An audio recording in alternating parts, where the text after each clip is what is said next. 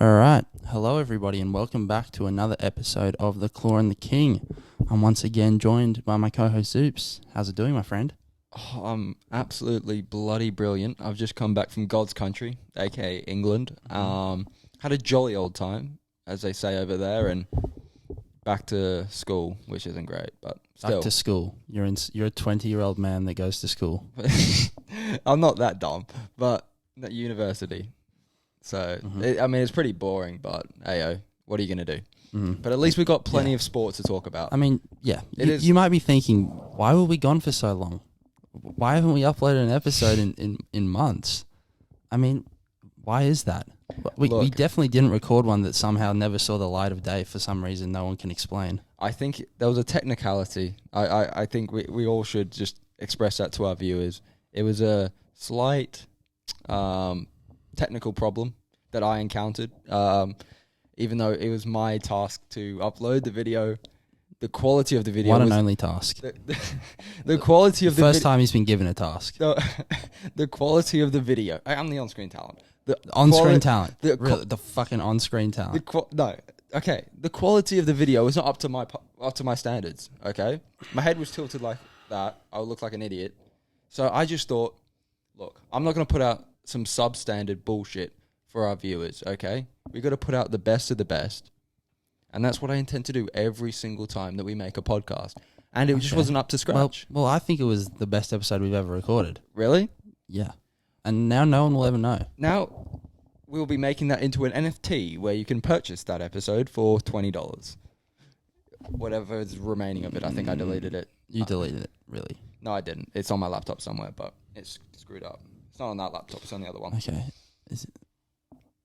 All right. Easy. Okay, so now that that's out of the way, and I've just got that off my mind. Problem. You know, I just had to roast you a bit because of that. I've seen you. It did piss me off. You know, yeah, I'm like, fuck, seriously. I've seen you for like a week. Like you could have just brought this up before. You just waited for this moment. Yeah, I'm meant to bring it up on here, aren't I?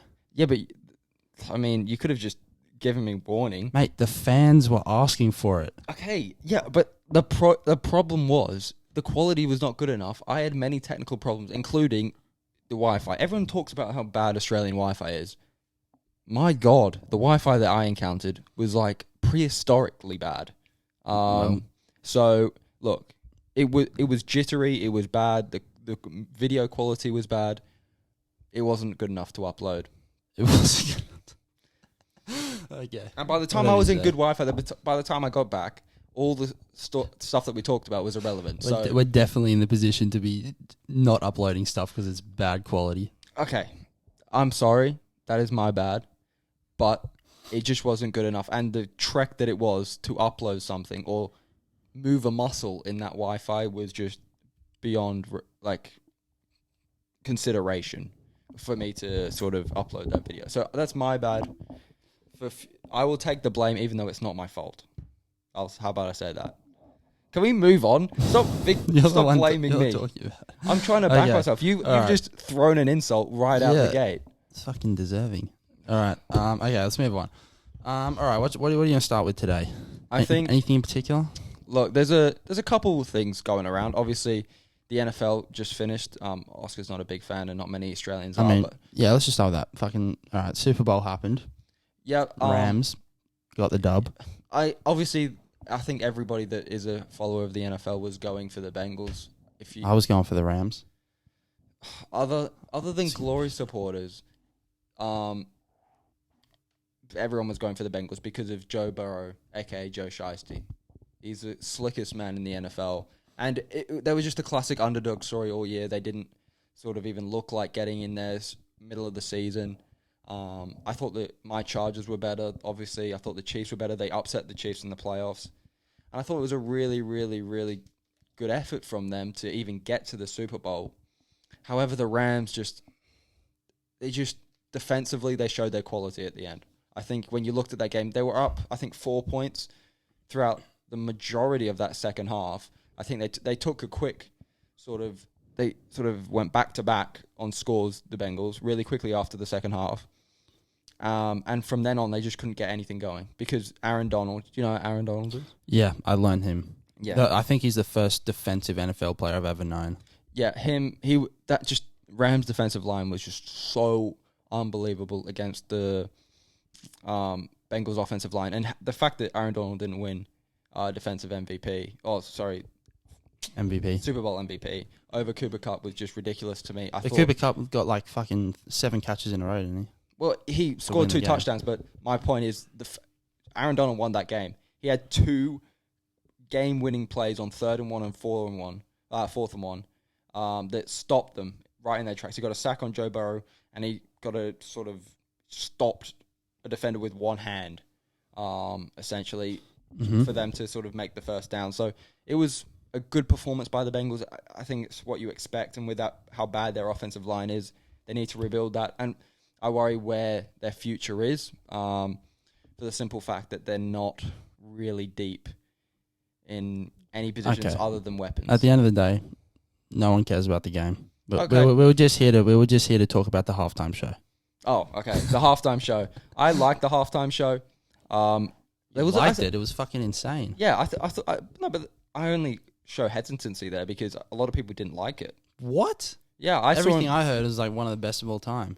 Yeah, I saw that people were sort of bad mouthing it, but I liked it. It's not as good as a J-Lo, Shakira one. Right. Let's be real. You know that was 2 years ago. I know that tripped me out. I thought it was last year. I thought it was last year. It wasn't. Yeah, Weekend was last year. Oh my god, it was. I know. The time is fucking flying. I thought that was last year. Oh my god. I have to reconsider my life now. Oh my god. That has just shocked me. I know. I was certain it was last year. I'm on the verge of tears right now to think how old I am. Oh my god. I thought it was like last year. Like I was certain of it. And it's like no one even remembers the weekend. Like that must have been a dead performance. I mean, a lot of people are fans of the weekend, so I think. Yeah, but I just don't think his artistry suits the Super Bowl type performance. Yeah, you've got to have action, you've got to have characters, and you've got to have dancing. Unless it's.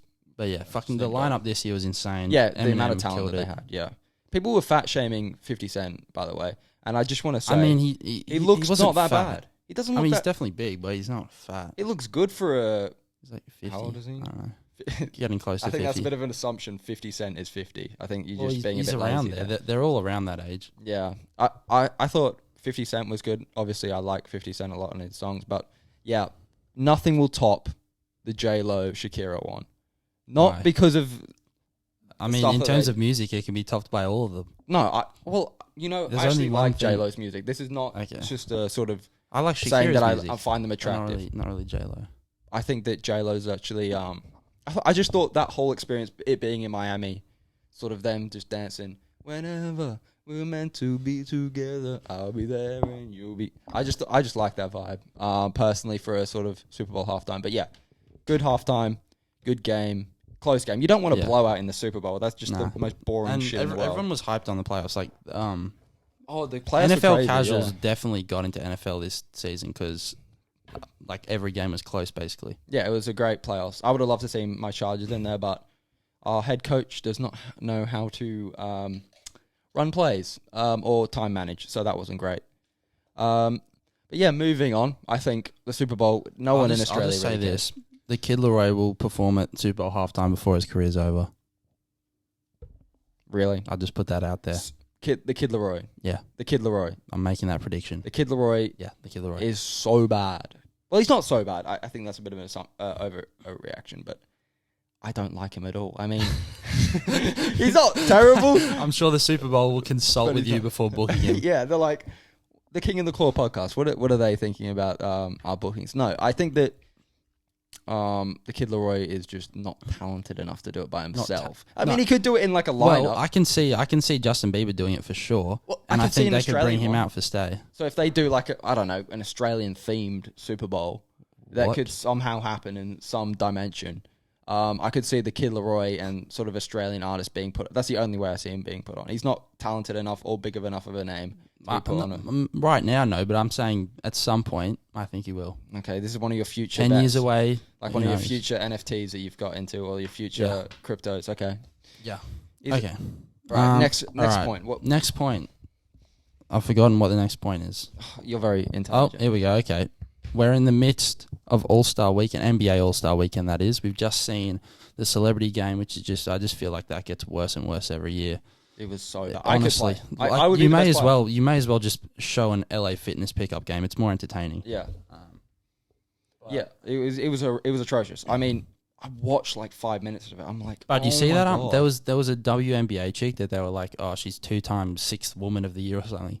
Bro was like airballing layups. It's Really? embarrassing, really. I'm like, oh, sorry, this is coming across like sexist, but it's not. I'm not against women basketball players. Sounds like you are. It sounds like you are. They just suck compared to men. I'm sorry. Right, it's a bit sexist, but no, It's but, not sexist. no, I agree. I Like think there was just random dudes just yeah, I beating mean, her. Machine Gun Kelly. I mean, that dude's the cringiest Oh. fucking person in the world. Like, after seeing that, it's a miracle that he's got Megan Fox. He just looks so like ugly. He's so skinny and Well, he's not looks so ugly. I weird. think he just is so cringy. Like he tries to pick Looks fights so with Conor McGregor. Like, are you dumb? Like, are you stupid?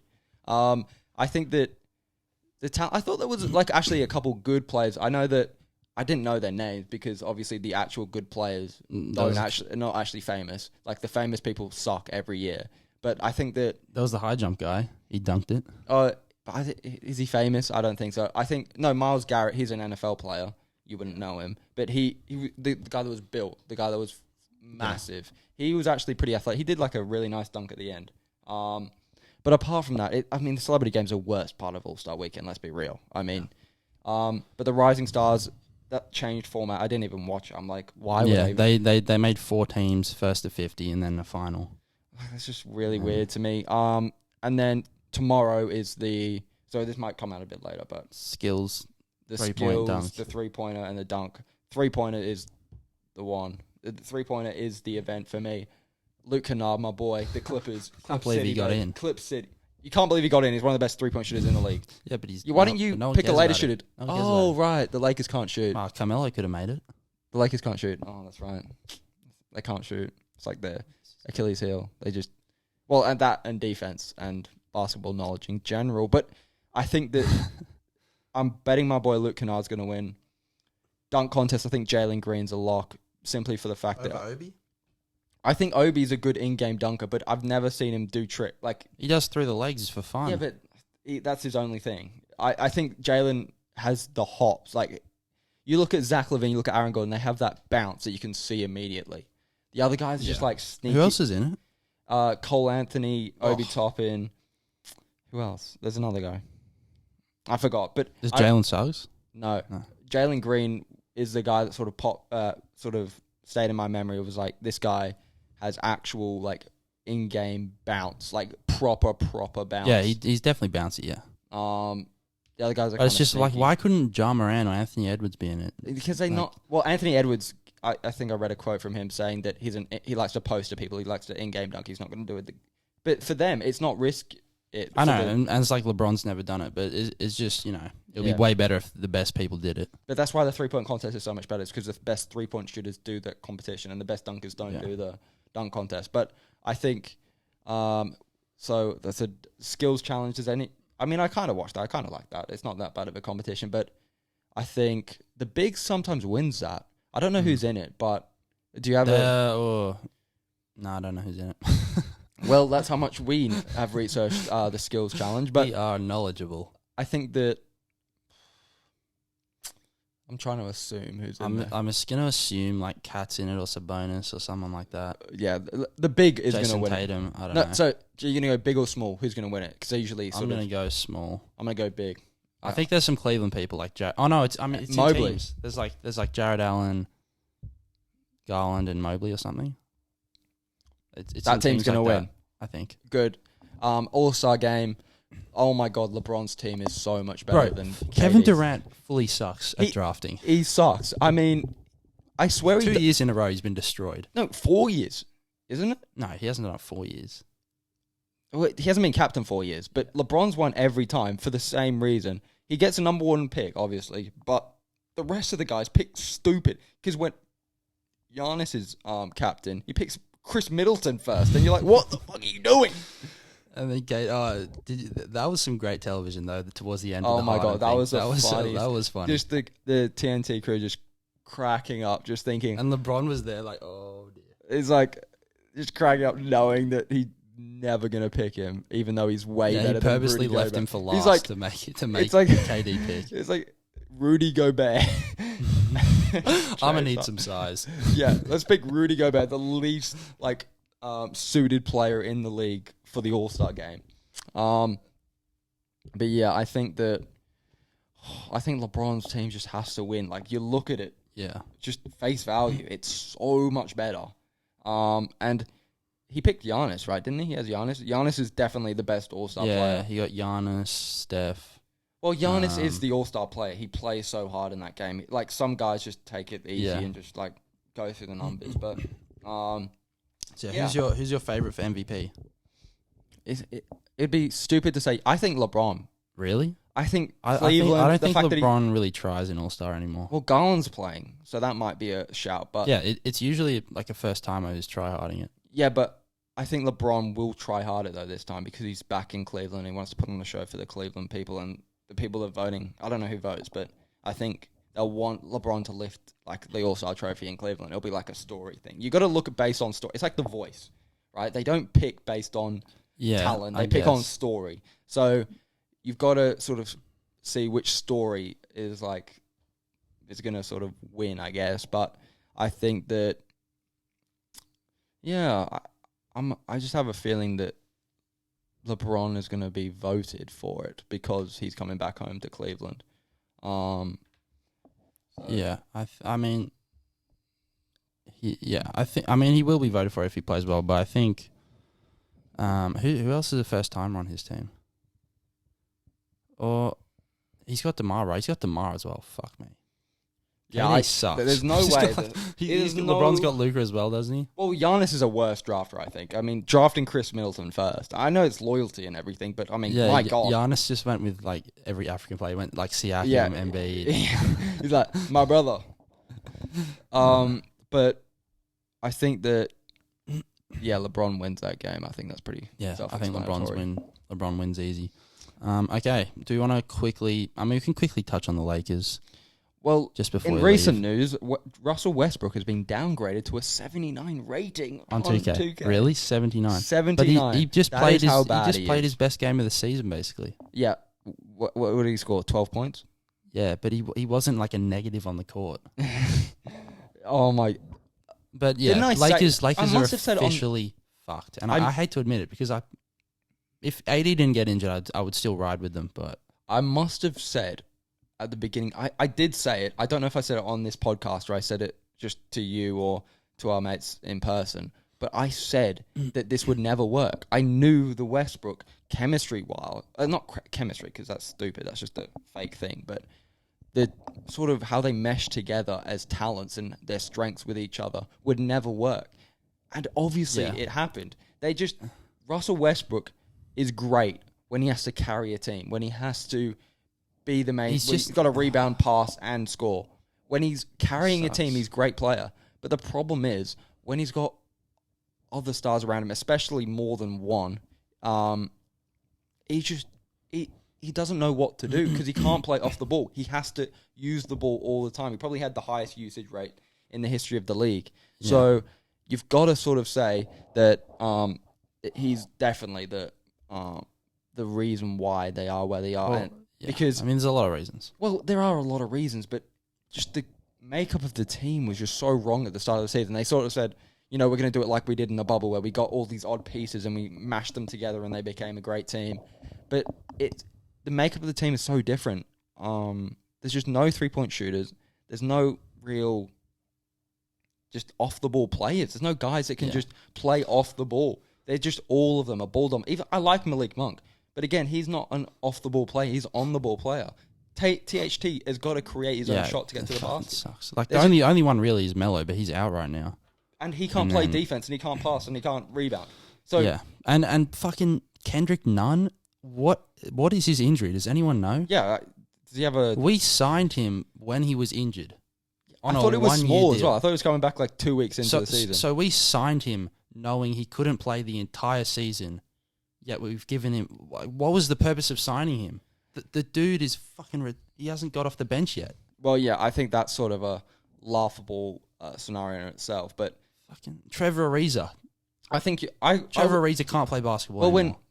When AD went down the other day, I thought to myself, like, they're not making the playoffs. AD is done now. They're not making the playoffs. Yeah, they still might not make the playoffs. I mean, if the Clippers can get back Paul George, are they going to beat that team? That's doubtful as well. No, Paul George is coming back in 2 months, apparently. 2 months. Or no, March. I think March. I'm thinking on January.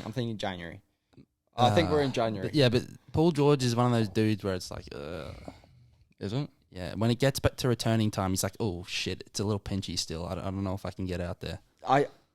Have you seen the talent on our team and how much better we're doing than you? You're like 1 game ahead of us. Look at our team. It's awful. It is awful. Our team is fucking the most underperforming team in the history of the league. This is our bench. It's literally a dude named Scrub. His name is Scrub. Yeah. Coffee. That's his literal name. That dude's playing well. I know. It's ridiculous. Bobby Schmurder, Reggie Jackson actually isn't playing that well. He's not shooting that efficient. Marcus Morris is playing well. Batum, my guy, the best role player in the league, Nicholas Batum's playing well. Luke Kennard, he's weird. Luke Kennard, he scores 25 one game, 8 of 9 from 3, and then he scores 3 points the next game. You see, fucking Pat Bev rocked up in a Clippers jersey. I know. What? As if the Timberwolves would have that. Pat Bev, I love you, baby. Get the fuck out of my franchise. You're gonna rock another team's jersey. You were kind of traded. It's not like you retired. But I like that because I like Pat Bev. But I just don't know how, sort of segueing onto the other side of LA, how the Clippers are doing so much better without Kawhi, without but they're not Paul doing George. So much better. We just traded for Norman Powell. He literally played 1 game and he was injured. The Trailblazers stink, man. That was a great trade. What a trade! They just gave away 3 of their 4 best players for nothing. What a brilliant trade! Thank you, Trailblazers. I love you. That was a brilliant. Who did you give away? Trade. Bledsoe. We got Bledsoe, Winslow, God. What were they thinking? and Keon Johnson. Oh my God! What a great trade, and he's a long-term contract as well. They're fully love you, suck. Blazers. Love you, baby. If Damian Lillard doesn't leave, yeah, I mean he's obviously gone, but yeah, just to sort of transfer onto other NBA news, I think that we need to talk about Zion Williamson and his inability to lose. Well, I mean, to play, but also maintain a weight below 600 pounds. I think it's kind of bad at the moment. I don't know where he goes for this. It's not looking good, is it? It was always a concern in his career, I think. It was always look what happened to Blake Griffin. Well, I don't think... Oh, fuck. Blake Griffin's way outdone Zion at this point. I know, but that's what I thought immediately when... Even Ja Morant, I still think the same thing because how much they rely on their athleticism. Even though Zion's a lot more... It's not like Zion's not relying on his athleticism. We can't even get him on the floor to see if he's athletic. Yeah, he's just... I think he got too heavy. I thought this last year, even though he's playing well offensively, he wasn't great defensively, but he was great offensively. And I thought, where's his dunks? Like, I don't see his wild windmill dunks that he did at Duke. I don't see those dunks. I see him being a great post player. I see him being able to out-muscle players, but it seemed like he put on weight, and it seemed like he didn't have the lift that he had in college. And it was kind of concerning, but now it's just even worse. Yeah, I think it's just mismanagement from the Pelicans where they've babied him. They're like, please, we can't have you hurt. Yeah, just do whatever you want. You can do your own rehab. Please. Do your own rehab, mate. Just do whatever whatever you want. We want to plan for the future here, all right? We need you 10 years down the line. Don't worry about playing the first 5 years of your career. Yeah, I think it's sort of a situation. I think they're still got to have faith in him because he is an unbelievably talented player. Well, they've got his fucking trade value's plummeted right now, so you got to have faith in him at this point. Well, you got to shut him down. The Pelicans aren't doing anything this year anyway. I think you have to see him because he's due for an extension this offseason, and I think you want to see something before you give him a max. Yeah, could you give him a max? They're going to have to. I couldn't give him a max. They're going to have to. I mean, it's New Orleans, so it's not like LA where you sort of have the ability to get free agents, but still, New Orleans, like, could I make that move? Someone's going to give him a max, so... Yeah, I think it's a really tough scenario to sort of think over because Because they've got good pieces now. Like fucking Ingram's good, CJ's good. But again, the CJ trade. I like CJ McCollum. I think he's a great player. But do they not know what their problem is? They seem to like ship out all the good defensive players. Like we're a really good offensive team, really bad defensively. You know what we should do? Yeah, but we should trade our best defensive player for a good offensive player that doesn't play defense. They trade Josh Hart, their best defensive player. But I think Alexander Walker was a good long defensive player. I don't know if he was good. I don't watch. He barely played, but I think it's worth trading Josh Hart for CJ. Do they not understand that you need to play defense sometimes? Valanciunas bad defensively, McCollum bad defensively, Zion bad defensively, Ingram bad defensively. I mean, my God, could they not get a defensive player in there? Well, they had Lonzo. They got rid of him. Yeah, again, Lonzo was there. They just he's a good defensive player. We don't need you, buddy. We want offense here. We want to give us Devontae Graham. We want another example. We want to win games 150 to 145 every single night. That's our motto. But no, I just think their team makeup is really poor.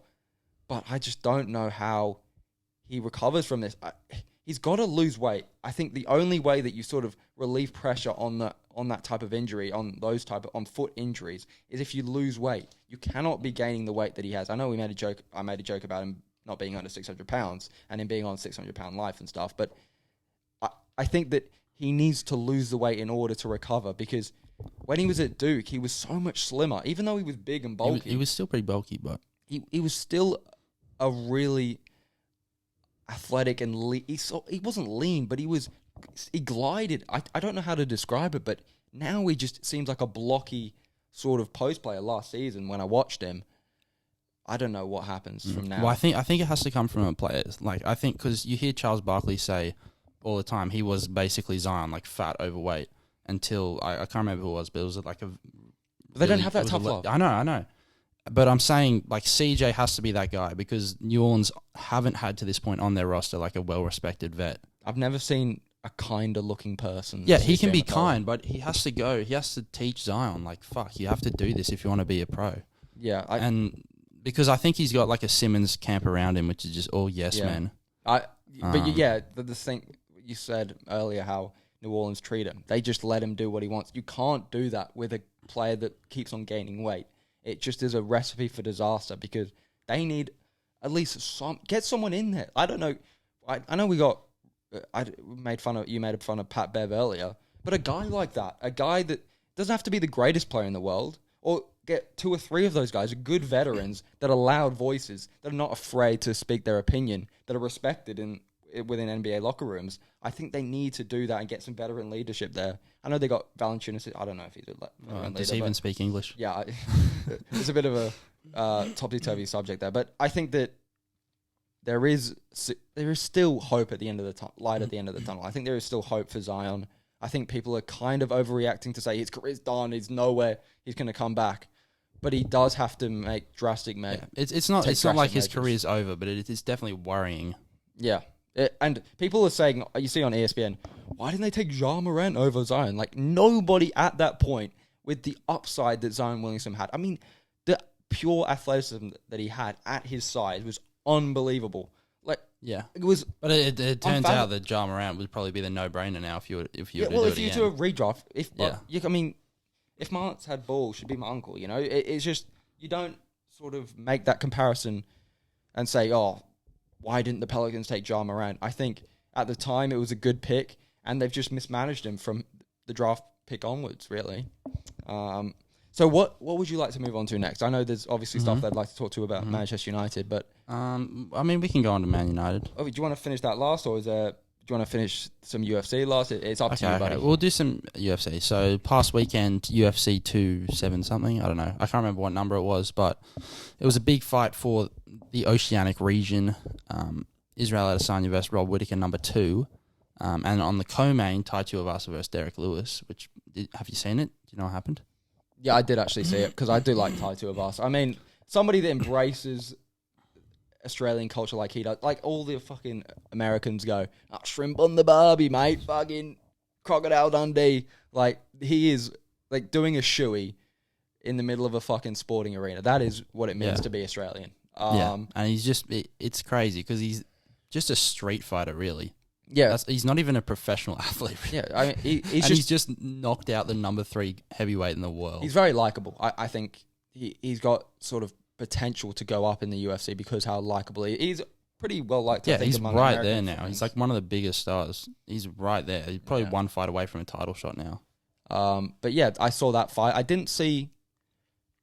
I think I saw a bit of. I know there was a bit of controversy. You have to sort of fill us in, but I know that some people thought, like Charles Sullivan, thought that Whittaker won. Yeah, but most people had Adesanya winning. Yeah. So yeah, basically, Adesanya, he dropped Whittaker in the first, and it was looking like a repeat of the first fight. If you don't know, Adesanya knocked him out. But then obviously Whittaker came back, and basically every round after that was pretty close. Like you could argue either way. And so basically the backlash was Bisping was commentating, and he was just riding the dick out of Adesanya. Like you wouldn't have even thought Rob Whittaker would have landed a punch the whole. Well, didn't fight. they have like beef before? Like Bisping was they calling. they were gonna fight, but they didn't really have beef. They were just. I thought he was called. I think I remember him like calling him out after like a fight or something like that of that sort of nature. But I don't know, but it was just very. It wasn't biased, but it's. I noticed when because I watch a lot of fights and Bisping commentates a lot.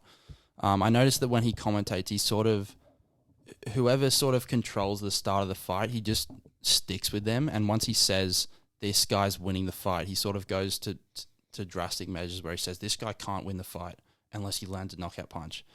And it's just, I don't know. He struggles to call it exactly as it's happening. He sort of sticks with what happens first and just says this guy's winning, blah blah blah. And you know, DC was trying to be the mediator, I guess, by saying, you know, Rob's actually doing really well. He's sticking to the game plan. But yeah, despite that, most people did think Izzy won. But then I have since seen a lot of people saying that Rob won,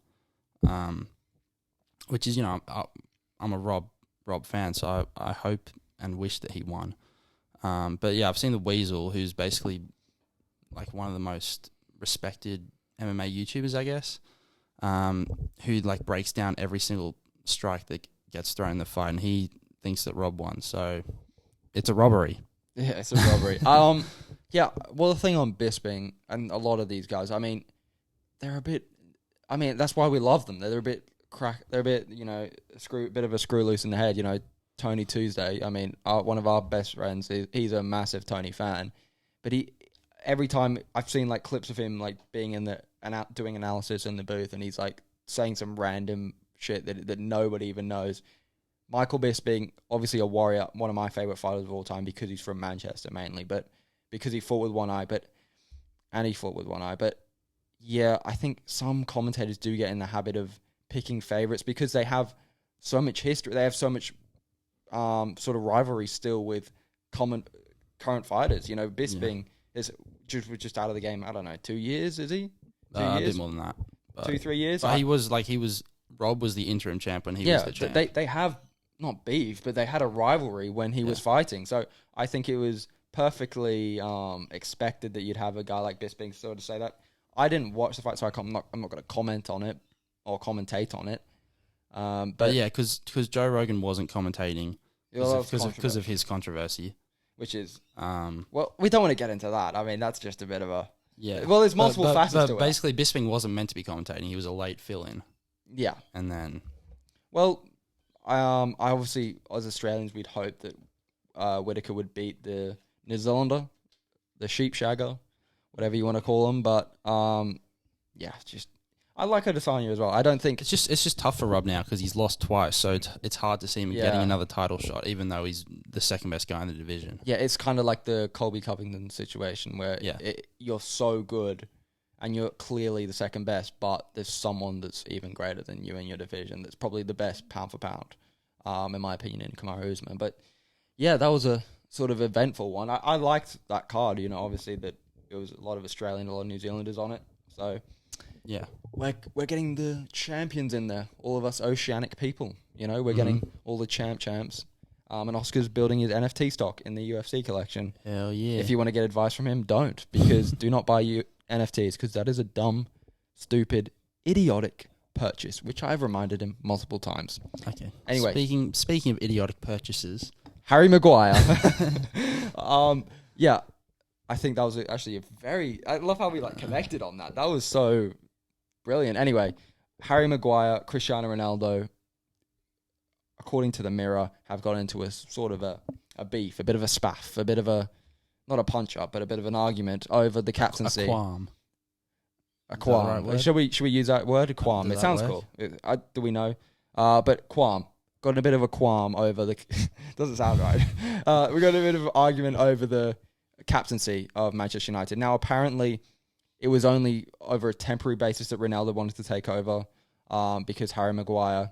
He's going to be gone next year. Well, I think it was more to the fact that taking pressure off Harry Maguire because he's been playing absolutely awful for the better part of a year. So I think that was sort of a shocking revelation. I don't know what you sort of have feelings on it, but for me personally, it was a... Well, I don't know. I thought they should have just given him the ban the day he walked in the joint. Well, you don't like to do that, and yeah, but no, fuck it. It's I'm going to be Ronaldo. open. I'm going to be open and honest about it. I love Ronaldo to death. He is the reason why I love football, but I don't think he should be captain. He's a selfish player. Well, who would you put on? No, Harry Maguire can't. Okay, I'll Harry Maguire give you an can't even be option. in I'll the give you an team. option, but I don't think it should be Harry Maguire. But number one, I never ever liked a striker or a winger being a captain. I've never liked it. I've always thought that a midfielder, a central midfielder, or a defender or a goalkeeper should always be, because you've got to survey the field, you've got to make in-game adjustments during the game. You're supposed to be the coach on the pitch, and you can't make those adjustments, I don't think, to the effect that other players deeper can if you play striker. That's number one. Number two, Ronaldo, I love him. He loves Man United, but at the end of the day, he is a selfish player. He wants goals. He doesn't... he'll be upset that we win 2-0 and he didn't score. That's the type of player that he is. He wants to be the best. I don't know. At everything that he does. He wants to be... I mean, he definitely wants to score goals, but I think he obviously wants to win. I've no doubt about that. Obviously, winning is priority, but he has this sort of obsession that makes him the greatest of all time, but he has this obsession with personal sort of achievements. And I don't think a captain should have that. Now, and also, thirdly, the fact that he's probably going to be gone. He could go this year, and he definitely will go at the end of next year if he doesn't go this year. So I want my captain to be long-term. I don't like sort of short, let's do an interim manager, let's do an interim captain. I don't like that sort of shit, but to the left. I think that my captain would be Bruno Fernandes, personally. He's a good player. You can't have a Hollywood actor as your captain. Well, look, the other options aren't great, so I want to say that. What about De Gea? De Gea is a great player, but I don't think he's as vocal. He's not a commanding... Luke Shaw is shit, number one. And I don't think he's shit, but he's playing shit, and he's sort of tossing for position with Alex Telles, so he's not going to be in the team all the time. Bruno Fernandes is in the team all the time. He plays all the time. He's clearly vocal on the pitch. He has passion for the club. He works his arse off. He works harder than anybody else on the team. And he's got talent. So he's not a Scott McTominay where he's just passion merchant. But he's a good player. And he's probably... I don't know. He's probably... And he's going to be in the team for a long, long time. The coaches love him. The management love him. Manchester United fans love him. He's just... But he's just so erratic. I don't like... Yeah, I understand. He has to cut out that part where he complains all the time. I don't like that part of his game. However, if you look at the other options, I mean, you could Varane, but he just got there. And he's not really a loud, vocal person anyway. I like the captain to be loud and vocal. Maguire, no. Dalot and Wan-Bissaka, is that even a debate? Left back, we already discussed. Well, I mean, Pogba's leaving, so... You could pick McTominay, but do I want McTominay in the team? So I don't want him at the captain either. So Rashford, no. Fred, no. Pogba is going to be leaving, like you said. Rashford, no. Sancho, no. So Cavani's leaving. There's just no other option that I see other than Bruno Fernandes. It's going to be in the team long term. That's going to be sort of a vocal presence in the team, and also a great player for the team that's sort of got respect in that locker room. So I think that's the obvious choice for the captaincy. But we've sort of moved up onto what I was trying to say the captaincy is. I don't think that's a problem here. I think the problem is that Manchester United, especially the players that were there under Ollie, have this sort of entitlement about them that Cristiano Ronaldo can't tell them what to do. Like, excuse me, Harry Maguire, who are you? You played for Hull like 3 years ago. Shut up. Cristiano Ronaldo is the greatest player to ever play football. And you're sitting there saying, you know what? I don't think you should be captain, buddy. I think I should be captain. I'm the leader around here. Who are you? That's what he's essentially saying. I think he's saying for the longevity of the club. Shut up. I should be captain. I don't care if you've got the armband on or some idiot named you captain. You are not the leader. You are not the player. You are not anything close to Cristiano Ronaldo. So when he tells you, mate, you should lay off the captaincy for a bit because you're playing like dog shit, and you need to probably take that pressure off you. Maybe you should listen to him, because who on earth are you? Like, what are you to say no? You're in terrible form. You should do it. You should be volunteering that. You should be like, you know what, manager, I don't think I should have the captaincy. I'm not playing well. I need to get my form back and take this pressure off me. But he's like defending it like, nah, bro, I'm good. What are you talking about? I'm the best centre back in the league. What are you talking about? I only let in 3 goals a game, bro. Yeah, what are you talking about? I'm faster than your nan. What are you talking about? I've got a brick head. I'm stonehead. What is it? I don't know. Slabhead. There you go. But yeah, I think just the constant leaks out of this dressing room by players. Again, I think this goes back to Ollie. I like Ollie, but he didn't play half the squad. He used the same players over and over again, and didn't use players like Martial, like Henderson, like Donny van der Beek, like McBaye. He didn't use the squad, so all these players are disgruntled. So they're like, when journalists come up to them asking them for information, they're like, yeah, I don't give a fuck. I'm leaving. I don't want to sit on the bench for another year. I think it comes back to the fact that we haven't supported these players around the fringes and these support players enough. And I guess that's not the club's role, but my God, I mean, can we just shut up and play good football? It's unbelievable how bad we are and how we constantly talk shit. It's ridiculous. We're terrible, and people keep on hounding on we're such a good team. We came second last year. Did you know that? We came second. We went to a Europa League final. It's just ridiculous to me. That people are just going against Cristiano Ronaldo. There was leaks before that against Cristiano Ronaldo that he was divisive in the locker room, which is just ridiculous that even comes out. I think that Ralph Rangnick's assistant was compared to the guy off the American TV show that does The Office? Yeah, The Office. He was compared to a character of it was Ted Lasso. Yeah, he was compared to the Ted Lasso. It's just all these leaks. Plus, he doesn't know anything about soccer. And it just proves Harry Maguire isn't a good captain anyway. Because after the first leak, you know what Roy Keane would have done? He would have marched in there and he said, "Oi, who the fuck has just told the media about this?" And it would have stopped like that. It would have stopped like that. But Harry Maguire's like, let's just let it pass, boys. It actually might be me that's leaking it. It might actually be I've him. done it. Boys, let's not do it again. I've done it, but let's not do it again. I've done it, but I don't encourage any of you to do it. Okay, I'm the captain. I mean, it's your choice, but I wouldn't recommend it. I just think that the constant leaks and that we need to focus on the rest of the league. It's so important every single game from now on, because it's either Champions League or a deciding sort of fixture in the top 4 race. Because Arsenal and Tottenham have 3 games in hand. Arsenal, Tottenham, and Wolves are pretty close to us. So every game's important, and when you constantly just leak out all this BS, it's just ridiculous to me. I don't know what I've just had a mini rant there, just spouting stuff, but it was just awful to hear about all the stuff that's come out. Not just one rumor, but plenty. Yeah, I mean, it's definitely been an incredibly disappointing season so far. I think worst possible result you could have had with when I think when Rangnick came in, he tried to employ a different style of play to what Ollie did, which was just sit back and fucking hope you get a counter-attack goal. And then, I mean, it wasn't really working. They were creating, but they were drawing or losing. But they've got to win this week, which I guess is something. Ronaldo scored a great goal. So I guess they have some sort of form going into Champions League because they're playing Atletico this week, right? Yeah. They're playing us. So they need to be on for this game. This is basically their season right here. Well, it's not their season because they can get top 4. But again, you need to go far in the Champions League. But they were meant to challenge for the title. I know. They need it. Nothing. They need. I hate saying it because it's so unlikely, but we need to do something in the Champions League. We need to go at least really far in it because these players will leave. Ronaldo will leave. Cavani's already leaving. Pogba will leave. All these players will leave. I don't think people like are sort of grasping the amount of players that are going to leave in the summer if we don't do something, if we don't do well.